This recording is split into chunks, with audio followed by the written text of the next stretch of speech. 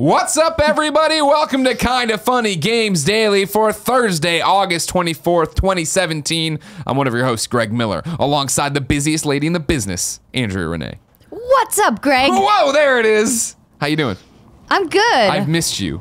It's been a week since we've done this show together. I don't know what's happening in your life anymore. I know you. I liked your commenter voice. Thank you. You and Tim did a great job on Tuesday. I always enjoy not getting to watch it as from the cheap seats. Get to see what happened over there. Yeah, it was fun. We had a good time. It got a little heated in the middle, but it was all right. That's what's supposed to happen. Yeah. You're allowed to differ opinions. Indeed. Yeah. Yeah.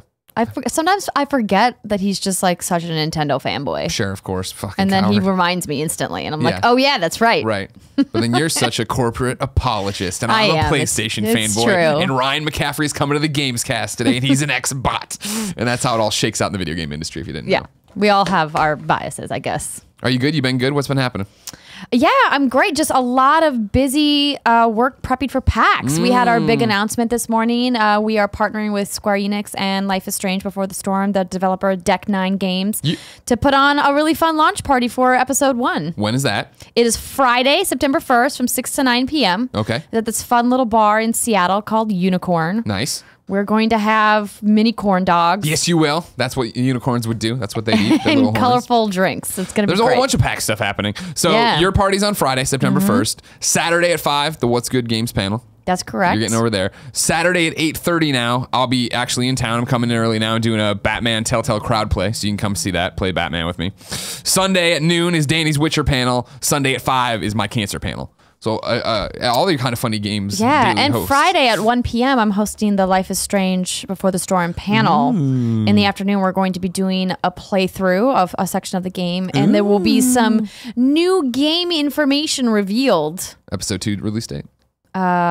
They actually haven't told me what the information is Are they yet. going to fix the trophy list? Are they going to talk about the new fixed trophy list there? That's what I want to. I want to know about that. I'm saying I won't Come to the panel, Greg, and ask these questions. I won't be there on Friday. Everybody, I need the plants. If you're going to PAX, I have a list of questions I will send one of you that you can go there on Friday and ask Andrea during this panel. Okay. Other housekeeping, of course. There's a new Kinda Funny doodle up on patreon.com/kindafunny. It's pretty amazing, I think. It'll be up for everybody tomorrow on youtube.com/kindafunny. Kinda Funny will be at GameStop Expo this Sunday. We will be live streaming developers and their games from the show floor. If you're there at the expo, come hang out in the booth, watch us do it. If you're at home, feel free to watch twitch.tv/GameStop, or you can go to Kinda Funny Games where we'll be hosting it. But, you know, sometimes if it's mobile, it doesn't display properly, whatever. It'll be out there all day Sunday. You can watch us play games and do stuff like that. And then, as I mentioned, Ryan McCaffrey on the Gamescast today. If you want to watch live, patreon.com/kindafunnygames, or wait till it goes on Patreon tomorrow, or wait till it's free on YouTube on Monday.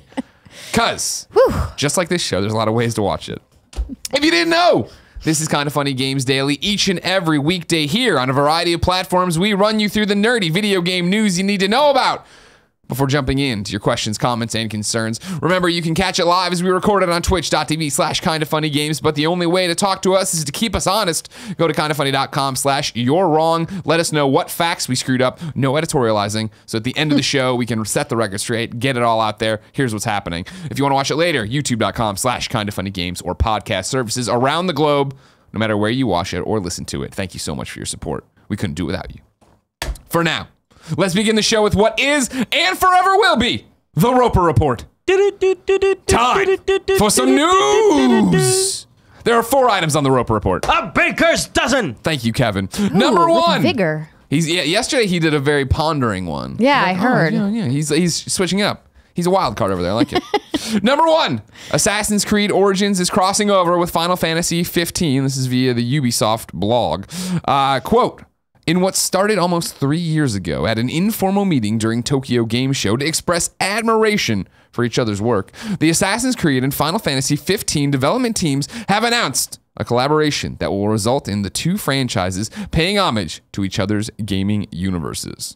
The collaboration kicks off on August 30th as Final Fantasy 15 players who have obtained the Dream Egg from the Moogle Chocobo Carnival, you fucking dorks, will be gifted a very familiar assassin outfit for Noctis. The very next day, August 31st, will be the release of the free Assassin's Festival DLC for Final Fantasy 15. The town of Lestolwall will transform for the event with signs and banners signaling the arrival of the festival, and new activities will be available for players to participate in. It doesn't end there. The Assassin's Festival will have some additional themed items and features, including another outfit from Assassin's Creed, along with abilities that enable Noctis to explore more like an assassin and even use some of the assassin's well-known abilities. How's that strike you, Andrew, Renee? Cool story, bro. Did you connect with Final Fantasy 15 at all? No. Yeah. But I'm not a Final Fantasy player. I've said that far and wide. If you guys listen to, the What's Good Games podcast, you know that I am not the Final Fantasy person on that show. Meanwhile, I saw Alexa having a breakdown on Twitter about all the Final Fantasy stuff happening today. We talked a lot about the Final Fantasy mobile game on the show that goes live tomorrow morning. So it's which we're obviously going to talk about, I think, in the next news item. But, this is fine. They've done crossovers before. Assassin's Creed has done stuff. And, wasn't there like N7 outfit in Final Fantasy at one point? I'm thinking N7 and Dragon Age. Remember, there was all the Dragon Age. But it was a different publisher. Somebody please go to kindoffunny.com/you're-wrong and tell me which other publisher it was in. But like there's been lots of crossover stuff before. So and I like it. Yeah, it's fine. It's perfectly fine. First off, I think it's a cool nod. I like the idea that it is just, hey, these developers met at a conference and were like, oh, this is cool, and then they started hatching an idea to do it. I like that it's free DLC to jump into if you're still playing Final Fantasy or you want another reason to play Final Fantasy. And then it's just cool to see the walls like that fall down and not be all about competition or Ubisoft versus Square or something to that effect. Yeah, absolutely. And I saw some people in the comments on some of these news stories saying that they actually are, motivated now to pick the game back up after, maybe putting it down and not playing since other DLC has come out, or maybe not. Yeah, since if you the give game somebody came out. something cool to jump into, to use and get into, if they are a big Assassin's Creed fan, right? Yeah. Alex wrote into kindoffunny.com/KFGD just like you can. It says, hey guys, with today's announcement of Assassin's Creed crossing over with Final Fantasy 15, what is your favorite crossover of series, and what is a crossover you'd love to see? Mine, of course, my favorite game of all time, Metal Gear Solid Peace Walker, and then it crossed over with Monster Hunter. And that was just fun. That was just awesome. The fact that there was all weird content for you to go through and have Snake fighting these giant monsters and doing all these different things. Well, Big Boss technically, but you know what I'm saying. I don't think I have a favorite crossover. You're a monster. I know. You just don't enjoy things. Maybe Mario plus Rabbids Kingdom Battle might be it, but I haven't gotten hands-on time with it outside of E3 yet. Do you think of anything when he says, like, what would you love to see for a crossover? Is there something that springs to mind? Because most of my dreams came true with PlayStation All-Stars Battle Royale. There were the Patapons, just living it up, hanging with Hades. Come on now. I mean, I would love to see some kind of Mass Effect tower defense game. Did you ever play Monsters on PlayStation? Pixel Junk Monsters? Oh, yeah. Yeah. So like imagine that, but like with like little Reapers. That'd be awesome. That'd be really cool. That would be awesome. Yeah, okay. That's a good one. I mean, that's not a crossover that will ever happen. Yeah. But, if we're making like a pie in the sky wish list. EA's just like, well, Mass Effect's Mass Effect now. We can do whatever we want with it. Yeah. Sad. And this is what it's become. No. Hey, it's true. I know. I read the statement. We talked about it earlier. All right, fine. Then we'll just move on. Number 2 on the Roper Report, there's a chance of Final Fantasy 15 coming to Switch. This is via IGN, where the Dark Knight of News, Andrew Goldfarb, filed this report. Square Enix has hinted at a potential future for Final Fantasy 15 Pocket Edition on Nintendo Switch. Speaking to IGN at Gamescom, Final Fantasy 15 director Tabata didn't rule out the possibility of the recently announced mobile version coming to the Nintendo console. Quote, there is certainly a chance. It's certainly not zero, Tabata told IGN when asked about a Switch version. Obviously, we'd have to think about what the meaning and what the significance of bringing this to the Switch would be. Whether people would want to play it and whether it would be the right thing to do for our team.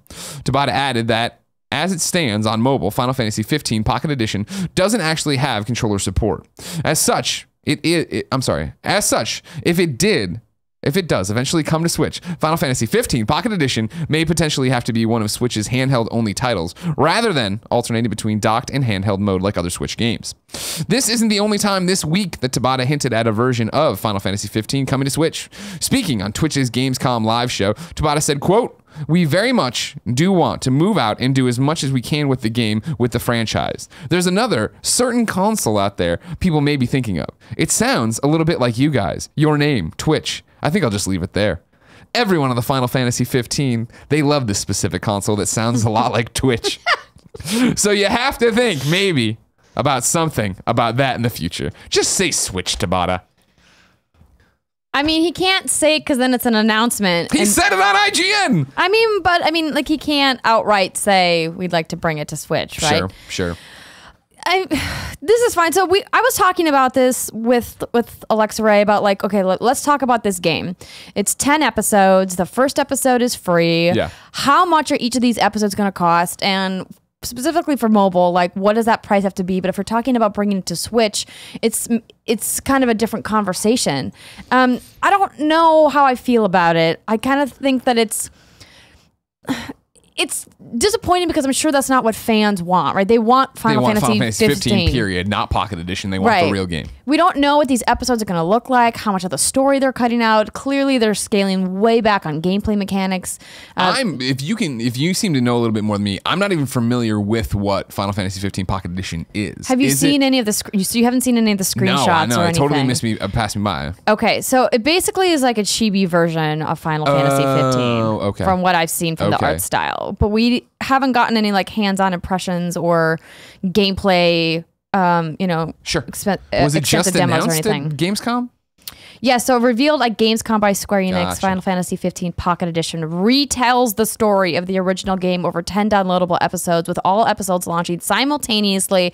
And as a bonus, the first episode will be free of charge. Gotcha. So I haven't been able to find anywhere how much these episodes are going to be per episode, or if there's going to be like a season pass There's got to be. where you buy them all and what that price is going to be. So there's a trailer here. And it seems from the gameplay and the combat, it will remain roughly the same. Obviously, it's tweaked and simplified for mobile. Yeah, of course. So I don't know what that means, though. Roughly the same, because the gameplay in Final Fantasy was pretty extensive. It was awesome. That was my favorite part of it, was getting into the battles and actually using the system and shooting around the map and killing. And there's just so much more to do than just that, right? I mean, there's like the fishing, the cooking, the driving, the photo taking. Yeah, the photo taking. Oh my God, you're right. But like, so it's going to be interesting to see exactly how much they're leaving in. I mean, when they say retells the story, with quotation marks, like what does that mean? Sure. How much of the story are you leaving out? Yeah. So interesting. Is this what Switch players want, is what I would like to know. I mean, I feel like Switch players, being one of them, are just happy to see people trying to bring things over and supporting the system. And granted, I'm sure that I know that there is a contingent of Switch players who want it to be, why isn't it Final Fantasy 15? Well, the system can't run Final Fantasy 15. That game is way too big for Switch to run. So that's why this is what we've gotten. This is why you're not going to get Mass Effect and all these other games ported over to it. That's not how it's going to be. But, okay, at least they're trying here. They're doing something. Mm-hmm. And I'm sure people like Alexa are ready to eat it up. Give her the chibi versions, anything. Oh yeah, she'll be buying it on both mobile and on news Switch. Is coming up as well. Number 3, GameStop Australia is trying a physical game subscription service. This comes via GameSpot. Swap and Play is a new service we're trialing in South Australia that allows customers to grab any pre-owned game they want and swap it over as much as they like in store. An EB Games spokesperson told GameSpot. For basically $20 Australian a month, the service allows players to borrow one game at a time, and EB Games states that the Swap and Play program will give customers access to the entire library of pre-owned games. As long as we have the game, they can play it. Quote, whether they finish it in a day or decide they don't like it, they can grab something new whenever they want. There's no limit to how many times they can swap. We've created Swap and Play to add value to our regular customers, especially parents. Over school holidays, it's not unusual for families to be in and out of our doors finding new games to play. Swap and Play allows for a hassle-free and more affordable shop. Fascinating.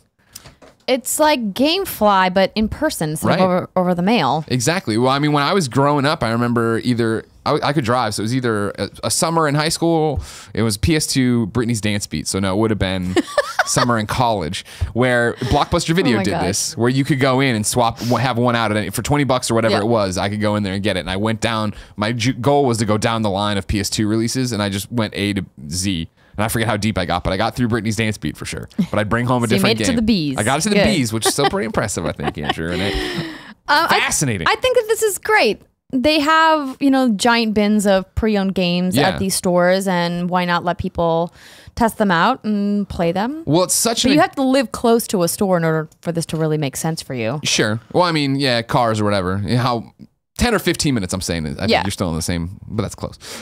It's such a cool, aggressive move by, but it's GameStop. Or Spot. Yeah. Nope, Stop. Stop. GameStop in their, war to stay relevant. I don't mean that as an insulting way. I mean in the fact of with digital games and GameFly and all these things, how do you get people to come in the store? For $20 now, you get to walk in, and when you walk in to get the next game, you see the newest release. You're probably asked if you want to pre-order this. You probably worry about that. Or you're buying a T-shirt or a custom game. Yeah, exactly. Or The Funko Pops now, or your chibi versions of Ruby and all this other crap they got in there when you're going like, how is any of this here? Yeah. But no, it's actually a really fascinating idea. Chris Brown writes in to kindoffunny.com/KFGD and says, to the foremost gaming hosts, what are your thoughts about swap and play? We've already covered that. Would you like to see a similar service introduced in North America or around the globe? Do you think that a subscription service is the way to go as opposed to a per game rental fee? Much love, Chris.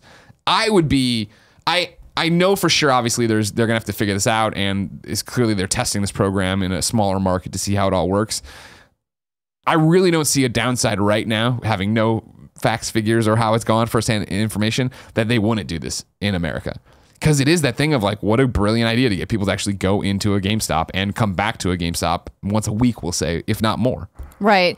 I think it's good on the sense that, GameStop would be able to get more life out of these used games that are sitting on the shelf, and also people that maybe don't want to pay full price can try something out. I think the problem is ultimately going to arise from availability of stock of popular games, Exactly. right? How many used copies of like the brand new game are they going to have within, like a month of launch? Yeah. So that's going to be an ongoing issue for them to kind of figure out how to manage. But and you figure the other big problem I would see is the fact that, let's say you have 3 pre-owned versions of Game X. If those are all out in this program, what happens when somebody comes in and wants to buy a pre-owned version of Game X?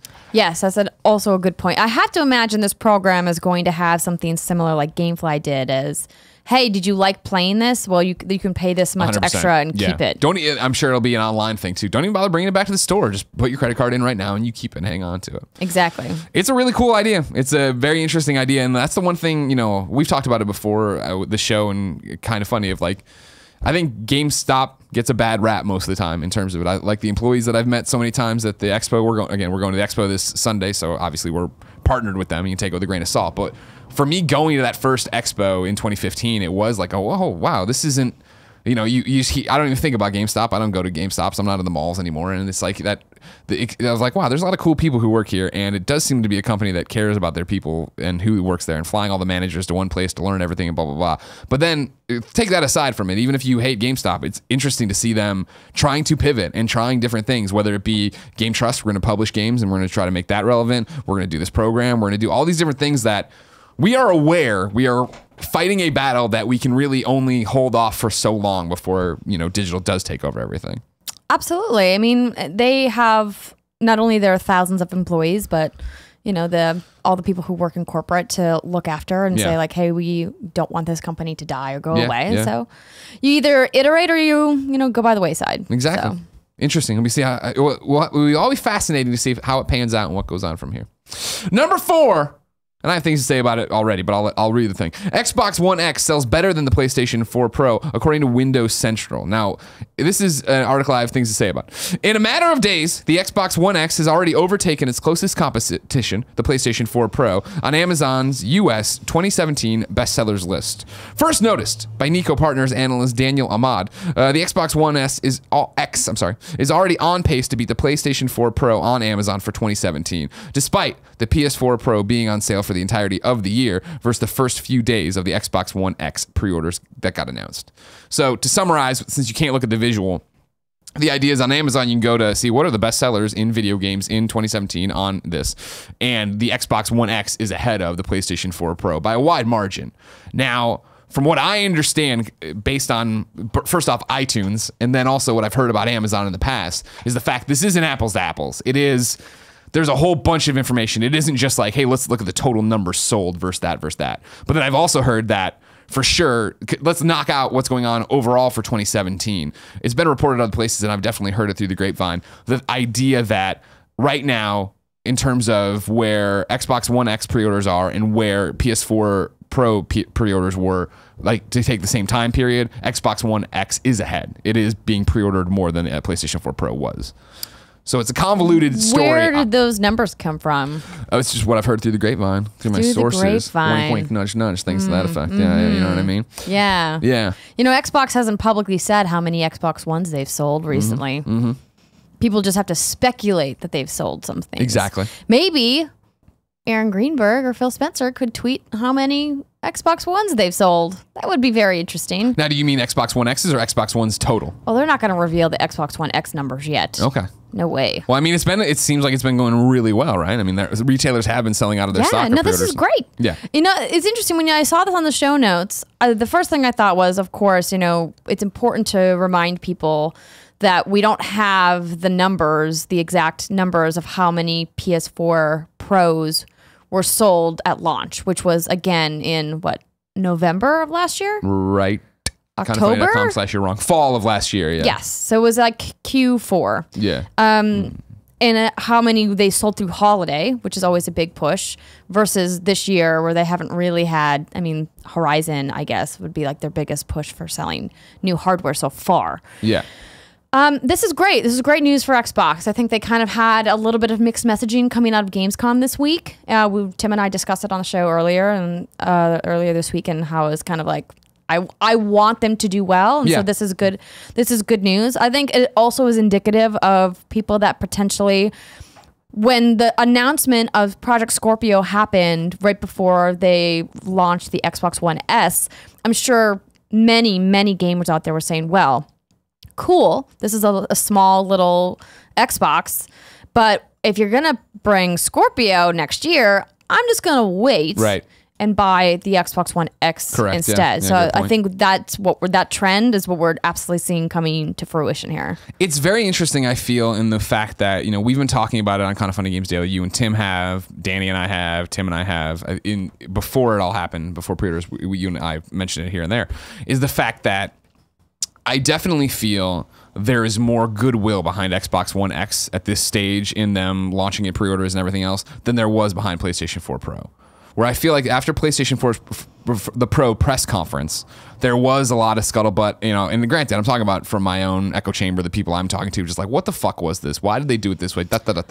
Oh, yeah, no, they kind of botched the launch of that as well, I feel like that, from a messaging perspective. And that marred the launch of the PlayStation 4 Pro, where I remember, like, the people I remember being excited, in quotes, to buy the PlayStation 4 Pro were just like, I'm going to do it no matter, like Mike Drucker, like, I just caved and got one. And people were buying them, and not in spite of themselves, but buying them being like, I know it's not that great, but I'm buying it. Whereas with Xbox One X, I feel a year removed from that, people are still like, well, I know what I'm getting into. It is true 4K. It is these apps. It is all these different things. Because, yes, another Xbox advocate wrote into Kind of Funny Games Daily and gave us a long letter here about why he or she is still supporting the Xbox One. Because, of course, we had asked, me and Tim, when we were on last time, I think, talking about all this, just like the fact of, we are aware that we are PlayStation, Nintendo, that's where our camp is, right? That's our ecosystem. So when I turn on my Xbox and I'm like, I found the system settings confusing. Like, if you use Xbox every day, you don't, and you think I'm an idiot. I get that.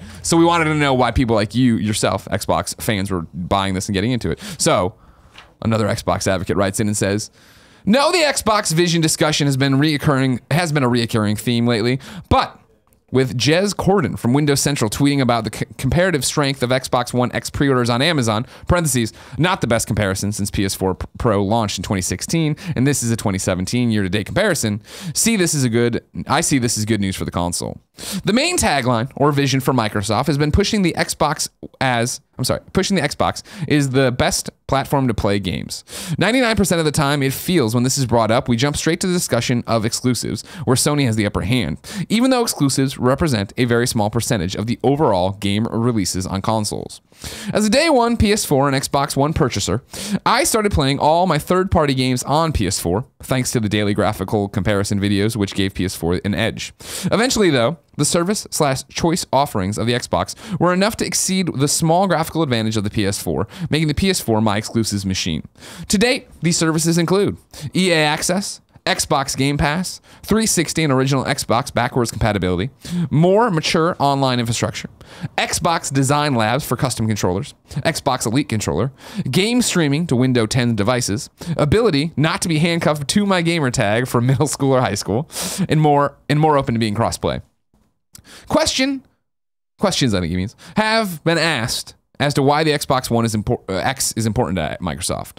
While the graphical enhancements may not be a game changer for everyone, if Microsoft wants to stand behind their statement that Xbox is the best platform to play games, they also need to have the hardware option available to play the best versions of third-party games. In closing, shocked if you read this far, it's a good letter. You should have put your name in so you could have been complimented. If a friend said they wanted to join the current console generation and could only buy one console, my first response to them would be to check out the Sony exclusives first, past, current, and future. If those excite you most, purchase a PS4. If you're more interested in playing third-party games or have the means of owning both consoles, my recommendation would be to buy an Xbox One S or X for the majority of your gaming. There are some big advantages for using Xbox as a primary system and PS4 as an exclusives machine that people might be missing out on. Love the Daily Show. Pushed me over the edge from a casual fan to a Patreon supporter. This show has truly improved how I consume gaming news discussions more than any other website, podcast, app, etc. Well, thank you. Thank you. Never be afraid to put your name on a thing, though. Just don't call yourself another advocate.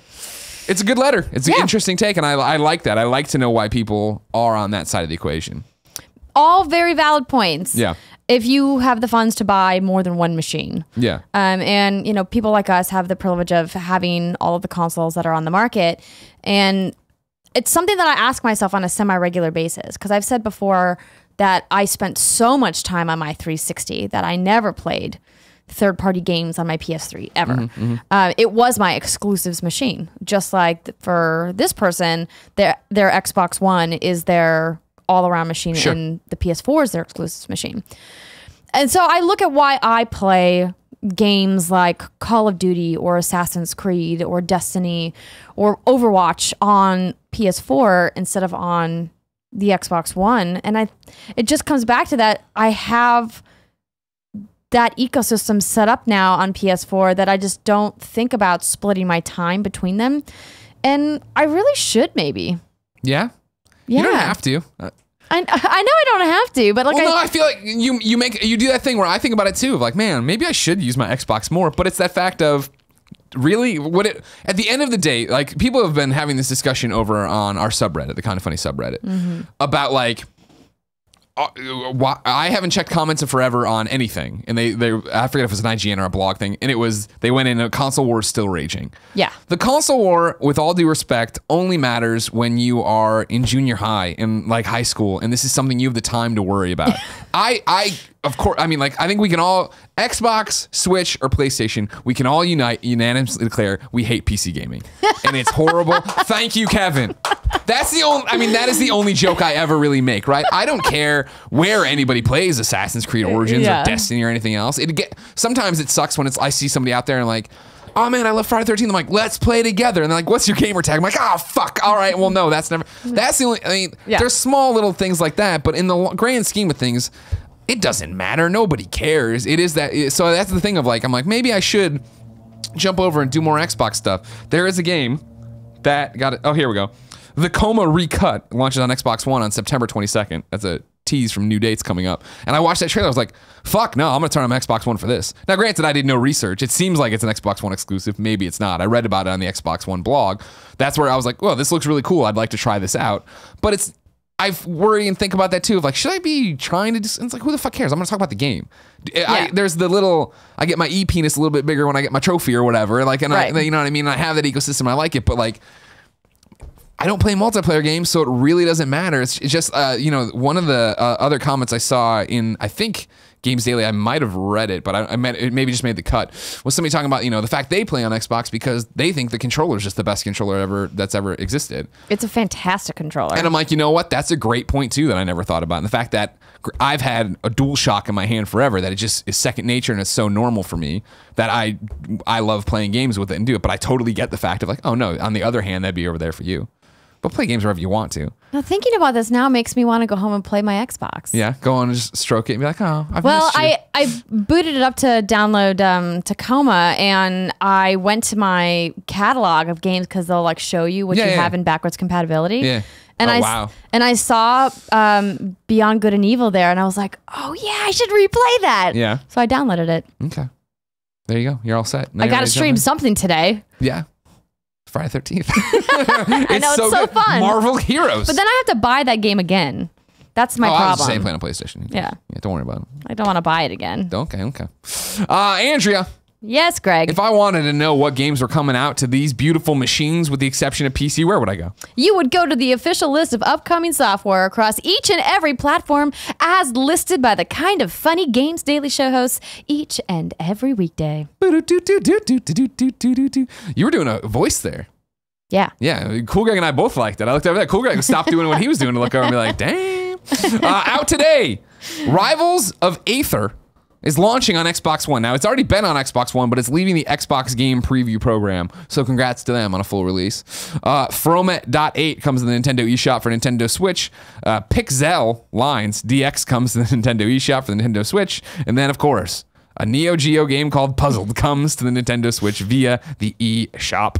Meanwhile, on new dates, Dissidia Final Fantasy NT got announced. It's launching January 30th in 2018 for the PlayStation 4. It's coming with a bunch of different versions, but the Ultimate Collector's Edition will set you back $190. It's an exclusive from the Square Enix online store.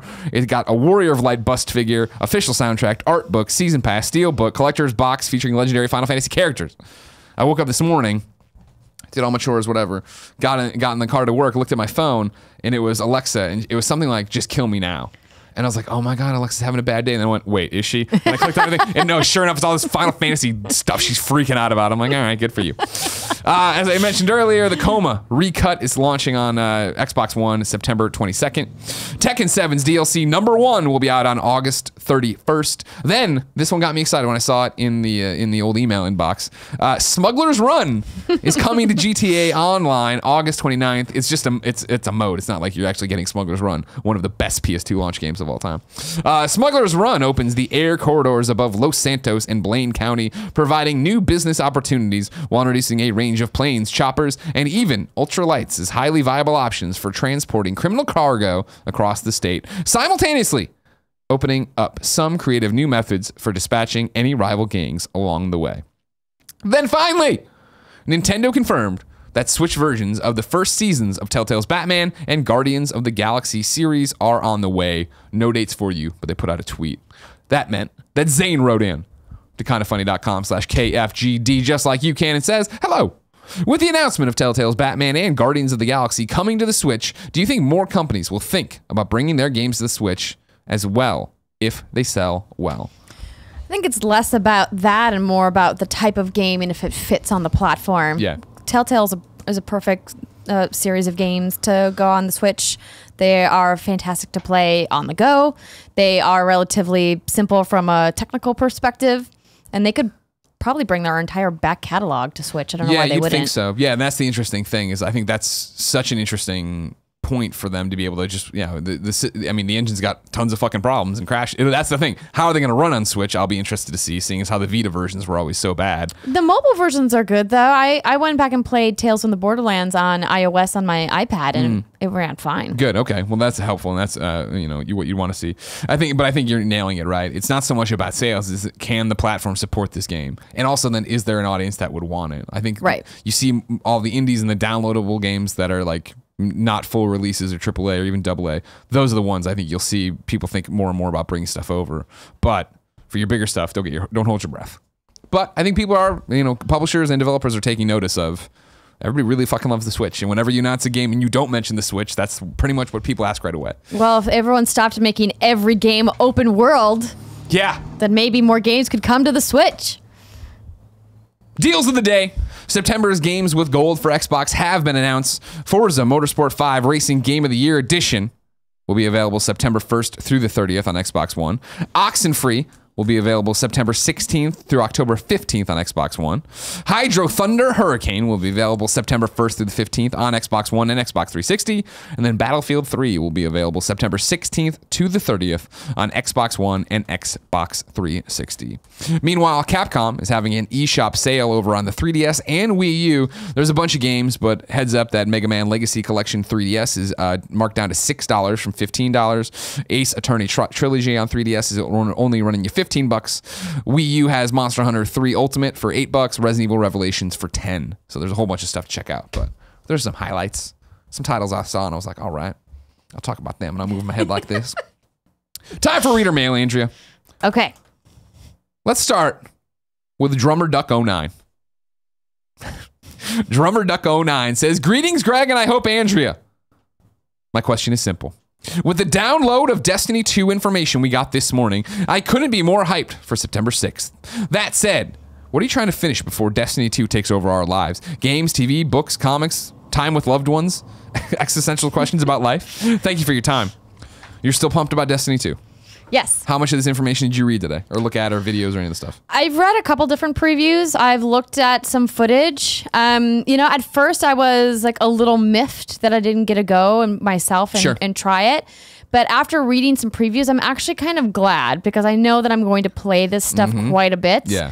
I don't need to play it. The game is out in a couple of weeks. That's what I did as I clicked on the links today. I'm like, oh yeah, let's read. And I was like, wait, no, stop. I don't want to watch 90 minutes of footage. About this. Yeah, I don't. I'm glad they didn't send us up there to play 3 hours of it. Probably not have any of my progress carry over. No, fuck that. Like, yeah. I'm excited to sit here with Andy and stream it on Tuesday the 6th. Yeah, I still think that it's not going to be like I still haven't seen something that defines it as a full-fledged sequel. Yeah. But people in their previews are saying that they have seen something, they just can't talk about it yet. So I'm like, okay. I didn't get that far. Yeah. I'm holding out hope that I'm going to be pleasantly surprised. Are you trying to crank through stuff and get time there? Or do you not worry or think that way? Yes and no. There's a couple games that I just need to get back to. I've recently started playing more Zelda. I'm really trying to finish. Well, not necessarily finished like all the side quests and everything, but trying to get as far as I can through Breath of the Wild before the fall release season comes, because then it's like almost here. Yeah, but there's lots of cool stuff coming really quickly, like Assassin's Creed and Wolfenstein, and there's just too Everybody's much. golf Tuesday. Come on now, get ready, get hyped, get hype, everybody. Everybody's golf coming around. Can't wait. I won't have any problems finishing Uncharted: The Lost Legacy because it's real short. Whatever, it's 8 hours, 7 to 8 hours. That's short. Yeah, I mean, compare. Yeah, okay. For a standalone game. Oh wow. Okay, so you're firing shots at Uncharted: The Lost Legacy right now. Oh yeah, no. Steimer and I got into it on the podcast this week. I didn't hear about it. It's going live tomorrow morning. So yeah. I mean, we don't need to like go down a rabbit hole here, but I heard your discussion yesterday. And I was like, it kind of felt like you backpedaled on your opinion a little bit, where you were like critical, and then you're like, wait, I love it, it's great, go buy it, but it has problems. And I was like, well, how does he actually feel about it? Well, there's a review up on youtube.com/kindoffunnygames, which you can go read, yes. But so I'm gonna play a little bit more of that. So do you not like what you've played? No, I think, listen, it looks beautiful. Yeah. It plays exactly like Uncharted 4. Yep. The crux of the discussion that I was having on our podcast was I was disappointed by the dynamic between Chloe and Nadine. Interesting. And it, to me, kind of broke the Uncharted vibe that Nathan Drake and Sully had. Gotcha. Okay. Like the pairing of those two together just didn't quite feel fun. In the same way that you have this deep sense of camaraderie between... I can see that for sure. Between Drake and Sully. Yeah. And so we go into that into detail if you guys want to hear it. Tomorrow. What's Good Games? Yeah. My thing is, I want to talk about you thinking I'm a backpedaler here. I'm not backpedaling or flip-flopping. It's the thing is, I think the game's... I wasn't saying you were flip-flopping. Okay, good. Don't call me Nick Scarpino out here. No, and I haven't read your review. It's a video. You don't want to read them. So I haven't listened to your review yet. It just, like in the comments that you were talking about with Danny yesterday, it just made it seem like you had issues and reservations, but you still were applauding them for doing a good job. And I'm like, okay, I'm not saying that that's wrong. I just got confused as to how you felt about the game. My issues are just the fact that it's not a step forward. But you're talking about where you're talking about a $40 standalone game. It felt like an expansion. Exactly. It didn't, and they went above and beyond to say this is a standalone game, and that was wrong. Like so many times we've seen games, whether it be from the developers or the publishers, message it incorrectly and set up the wrong expectation, and they fail because they've set the wrong expectation. I agree with you. There's been so many instances of this, and so I look at it and go, like you were saying on the podcast yesterday, Naughty Dog has set the bar at a specific level, and now we all think the bar is always going to be there, and they didn't hit that bar with this game, I don't think. And it doesn't mean that it's a bad piece of software. It just means it wasn't up to the standard that we think a Naughty Dog game should be. It was, yeah, exactly. No, we're on the same page here, I think, in terms of it. And I think that what I argue in the review, and I maybe glossed over yesterday, is the same thing where I think Left Behind, right? For Last of Us was so powerful, but we knew what we were getting into. It's going to be a smaller experience. It's going to be this thing. Okay, cool. And I got in there, and granted, it's The Last of Us, but it's not The Last of Us I played before. Right. Whereas I got into this, and this is a full-fledged $40 standalone. You can buy it, download it, however you want to get it.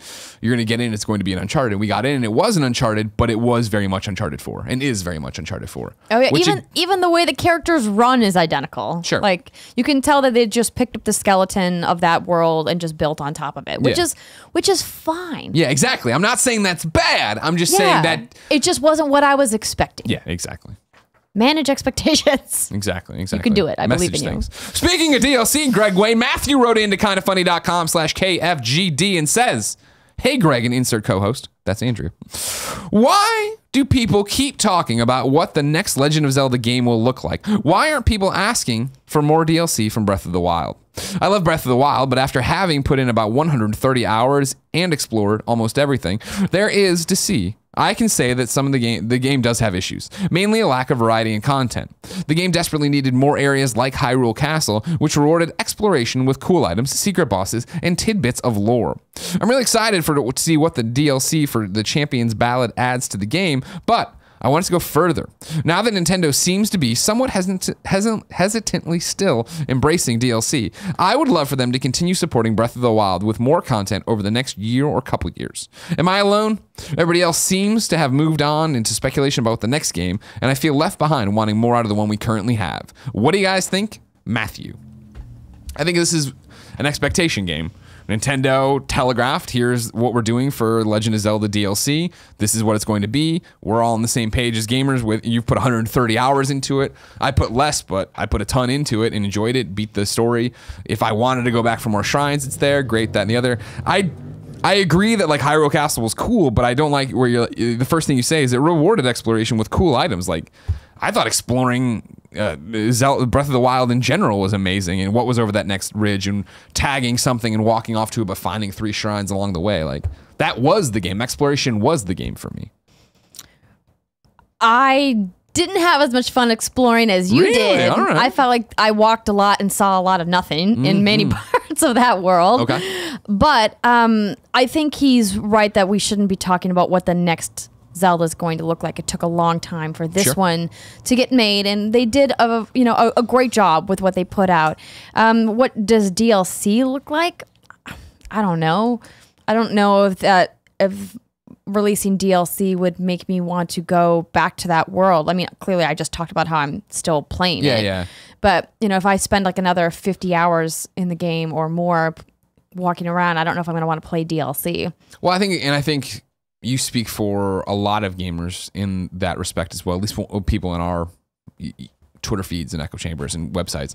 And the fact that first wave of DLC came on, it's like hard mode and this and I looked at it, I was like, wake me when the story is expanded. Like that, I'm more excited for that than going back and replaying it or upgrading. I know that there's tons of you who did jump back in, but I think if you look at the way when at release Zelda was talked about, and then the seemingly small groups of people talking about the DLC, you see that that's not exactly what people wanted. It's a tough sell, because from my perspective, when I played Zelda, I don't find any of the story things to be particularly rewarding. I didn't think the story was that engaging. It seems very much like this is just the same Zelda story that we've gotten every time before. The side quests don't feel rewarding, and like, I don't want to go do this thing because I'm getting such a crappy reward for all of this work. So if you're just going to give me more of these stupid errands to run. I don't know if I'm really that interested Go find in out what it. that girl wants at the shop. Yeah, it's I don't know.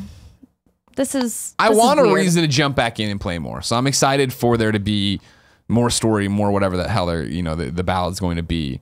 But I'm not aching just to play in general. I still have plenty of shrines to go get, but this is not what I want to do. Did you get all those Korok seeds? Hell no. You fucking kidding me? Saw you going like, oh, you're annoying. And like people who did it, I mean, more power to you, but it was just like, I'm fine not doing that. Now, if there would have been a platinum trophy, who knows? Let's stick with the Switch for a second. You would have done it. Jared says, hello, Greg and Andrea. Good day to you. What advice would you have for a first-time flyer when it comes to bringing my portable system on a flight? I'm traveling from Baltimore to Sacramento for a friend's wedding in October and wanted to know how to keep my Switch from dying on me partway through the flight. Do most planes have outlets now do most planes have outlets now to just charge it? Can I bring rechargeable batteries? And if so, are there any kinds or restrictions on the amount to bring blah, blah, blah? My airline is American Airlines, if that helps. Any idea of the plane layout? It's my first time flying in over 10 years and by myself. So any advice for traveling gamer would be appreciated. Love and respect to the Kinda Funny team and community. Andrea, we fly all the time. We fly all the time, and I actually fly American Airlines quite a bit. So a good thing about them is they have an app. You download the app, you log in, you look up your flight information. They'll tell you exactly what kind of plane you're going to be flying on. Now, there is a small outside chance that sometimes they swap equipment, but it's rare that they'll swap out the plane. So you can check and see if the plane that you're going to be flying on has power at the seats. Most planes do now. I do, however, recommend bringing a battery. There aren't really restrictions to the standard cell phone batteries. Lithium batteries you can't bring, but those batteries, the cell phone charging batteries, are not lithium. Right. So bring that. The great news about the Switch is that it's a USB-C, and so you can plug it into anything. However, the plane. As someone who just flew with her Switch, the power draw from a battery or even from the outlet is not the same as using the actual dock or using a cable plugged directly into a wall. Right. So it's not enough, because I tried to bring my PS4 Slim on a plane once, and you can't even boot it up because the power draw from the seat is not enough to turn it on. Okay. That's interesting. So just an FYI, charge it up, make sure it's fully 100% charged going in, turn the screen brightness down. A lot of people forget about that. Airplane mode. Yeah. So it's not looking for Wi-Fi. Exactly. Yeah. Virgin America seats with the actual plug. That'll be fine. I've done that with my Switch. USB ones I've tried on planes before, never give me enough power to get it going. I have an Anchor battery pack that I use that's huge, and that can maintain.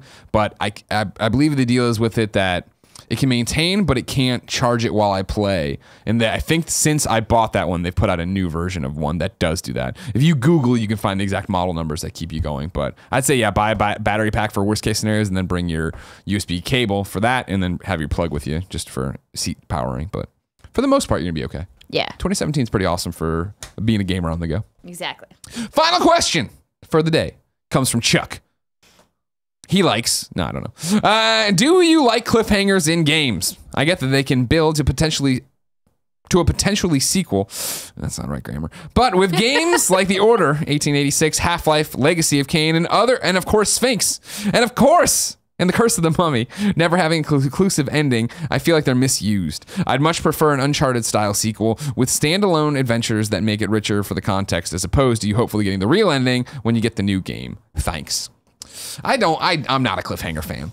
No, who is a cliffhanger fan? They suck. Games, it takes you 3 to 4 years to make this game, and then it's going to end like The Order and be like, oh, there's more fucking werewolves and vampires and dicks out there for you. I'm like, Jesus. The only people that can get away with cliffhangers are people that have episodic games, and you know when the next episode's going to come out, or you know that another episode is coming out. Right. That's a great point. Right. Like, so Telltale can get away with it because you're like, if there's a cliffhanger in episode 3, you're like, okay, I know episode 4 is on the way. And for the most part, when you look at Walking Dead or even Batman season 1, when it ends with an Easter egg or a teaser for what might happen in the next season, it's not will this person live or die? Well, no, find out in a year. No, it's the episodes sure do that, but the actual season just gives you a reason that, hey, life goes on in this universe, and let's see what goes on from there. Right.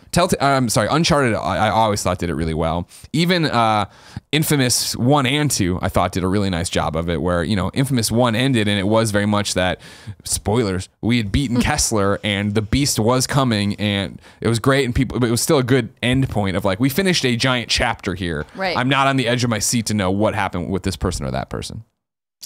Yeah, who are you out there that likes a good cliffhanger? Sons of bitches. I want to know what is wrong. Tweet at Andrea Renee. Let her know. Time to squad up. This is where one of you writes in to kindafunny.com/KFGD. You give me your username, your real name, the platform you're playing on, and why you need friends. I read it here, and the best friends gather around you on the internet via video games and support you. Today, Aku writes in. He plays on PlayStation 4, and then it gets interesting. All right, Greg, here's a weird one for you. I'm writing in to squad up even though I don't want anyone to add me on PSN. Because let's face it, big friend lists are just a hassle. So why am I writing in to squad up, you ask? Well, Greg, because I need people to buy the Brawlhalla Founders Pack on PlayStation 4. Brawlhalla launched its closed beta on August 1st, but hasn't been mentioned in any of the gaming podcasts I listen to.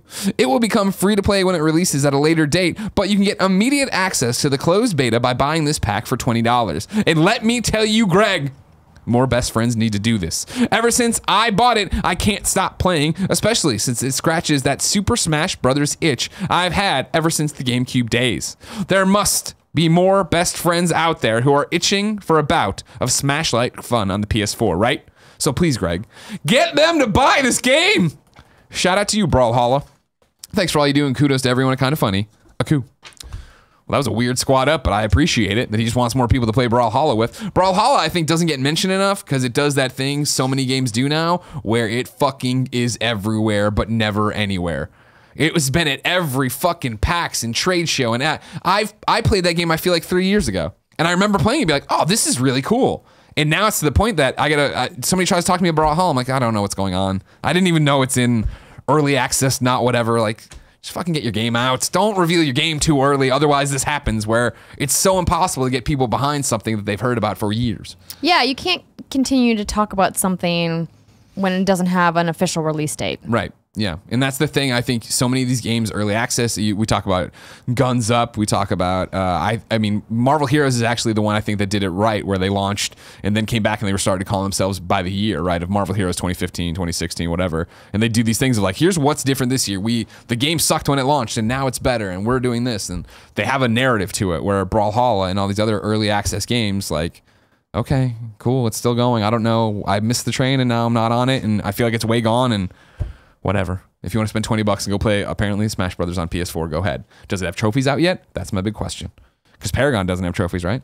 Nope. Stop fucking limping along, guys. Stop fucking limping along! Andrew, what did we get wrong today? Because, of course, if you're watching live, you can go to kindafunny.com/you're-wrong. Tell us what we screw up as we screw it up. Keep the record straight at the end of the show. So, I had asked people to tell me where that N7 costume was, and they did. Final Fantasy 13-2. There you go. 13-2. That's how you say that, right? I always say those Final Fantasy names wrong. I'm sorry. It's because they don't make any sense. They say that it had an N7 costume and also an Assassin's Creed Revelations costume. Okay. I'll allow it. All right. And this is an interesting one. I bought the swap program for Australia. I'm currently doing it at my local GameStop in Philadelphia. Oh, really? It's $60 and the program is scheduled to end September 30th of this year. I heard about it through my email, so I quickly looked this up. GameStop Summer Swap. It says here that the Summer Swap is $50, so I guess with tax, it probably is closer to $60. Or he's getting ripped off. Maybe. The manager was like, no, it's $60 here. I'm going to pocket that extra $10. It says pick any pre-owned game, play it for as long as you want from June 12th to September 30th, so just over 3 months. And swap the game for another pre-owned game and repeat as many times as you like. So there you go. $50 for 90 days of unlimited swapping. That's pretty cool. So they're clearly testing it, but it just says here it's in participating Philadelphia stores. So maybe they're just test marketing it there. Very interesting. Yeah, because I checked it out and they're like, there's nothing within 100 miles of where you live available. No swap here. Bastards. So that was interesting. So thank you for writing in and letting us know about that. Oh, not a correction, but a statement. With the current return policy at GameStop, you can just buy a pre-owned game and return it within 7 days. So essentially, you could keep doing this every time you beat a game. Yeah. I mean, you can't really, because what happens is when you return things, they take your driver's license and they take your information down, and it goes into a network. Because when I used to work in retail, they had this service that you can use to check people who are fraudulently buying and returning items. Interesting. And so if you start to return too many things, like you get flagged and then they won't let you return stuff anymore. Gotcha. It's like Vegas. Kinda. But not for returns, but like, you know, just not let you in the casino kind of thing. Right. They're not watching. Your big brother's on you. So I mean, you could do that, but I wouldn't recommend it. Yeah, don't be that person. No. Okay. Somebody else also commented on that. Another GameStop comment. Yes, so this person said there are no GameStops in Australia. The retailers replaced completely by EB Games. You said that in the story. Yeah, the headline. We were just talking about what it would be like if GameStop did it here in the U.S. If you're not, so remember that here, EB is owned and operated by GameStop. So, more about the Summer Swap. Summer Swap. Oh, a pretty big piece of news you guys left out. Paragon has a new character announcement. An Australian ranged hero called Drongo, and he's coming out on August 29th. Wait, Khal Drogo from Game of Thrones is in this? Drongo. Oh. That's not a big piece of news. As like the resident Paragon person on this show, it's okay news. But they release a hero every 3 weeks. You can't be big news every 3 weeks. I'm sorry. That's a good point. September 6th is a Wednesday, not a Tuesday, for Destiny 2's launch. Fuck, really? No. Yes, it is, because I'm flying back that day from PAX. Wednesday, September 6th. That sucks. I was looking forward to playing on Tuesday. I think I blocked out that afternoon for a stream. I'm sure you're probably going to be able to play on Tuesday. Yeah, okay. When's the embargo up? We'll have to check when the servers are going live worldwide. Okay. That's more important. Okay. It says you, in fact, cannot read the Uncharted Lost Legacy review on kindafunny.com. You can, however, watch it. I'm just busting balls here, Andrea. I love you. Aww. Thanks. I think that's it. Okay, good. That wasn't that bad. Oh, somebody said, hey guys, I got this one for my trip to New York, and it does charge while playing Zelda at max brightness. So he links here to the Anchor Power Core. Oh, so if you want to see that, is it an Anchor or Anchor? I always said Anchor. Oh, I say Anchor. ANKKER. You can go to kindoffunny.com/you're wrong right now. See it in the forum. If you get there late and our beautiful mods have already cleared it out, they store everything on the forum, so you can find it there. And ladies and gentlemen, that is Kinda Funny Games Daily. Tomorrow, Tim is hosting. I've officially updated the template to always say who's tomorrow's host is, so that I can follow. I don't have to do this because people then can ask their questions. So it's Tim and myself. Remember, Kinda Funny Games Daily is your stop each and every weekday for all the nerdy video game news you need to know about. We run you through, give you some perspective, answer your questions, and have a good time learning with you. You can go to kindafunny.com/KFGD to be part of the show, and I encourage you to do so. Remember, PAX is right around the corner. Friday, Andrea's hosting the Life is Strange panel. Friday, Andrea and What's Good Games are doing the Life is Strange party. Saturday, there's the What's Good Games panel at 5 p.m. Saturday at 8:30, there's the Batman crowd play with me. Sunday at noon is Danny's Witcher panel. Sunday at 5 is my cancer panel. I'm probably going to do a signing at the Rooster Teeth booth sometime on Saturday. Hopefully I'll have details tomorrow on that. I assume after the Telltale thing, I'll go get drunk with you somewhere. So just, be on Twitter. Look around what's happening. We'll figure it all out. Until next time, it's been our pleasure to serve you.